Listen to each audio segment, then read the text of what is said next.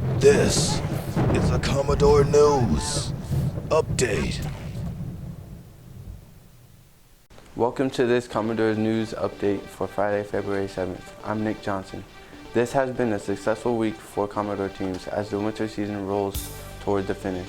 On Tuesday, the boys and girls basketball teams were in action against Booker T. The boys claimed a 40-26 win over the Bookers. However, the girls came up on the short end of a very close game, 48-45.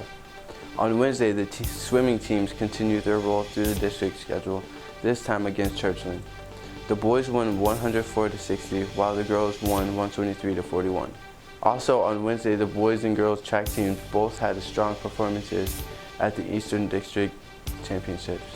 The girls claimed first place as Destiny Evans, Heaven Hall, Iman Abdus, and Junice Hasbury, who won individual events. Meanwhile, the boys team earned second place.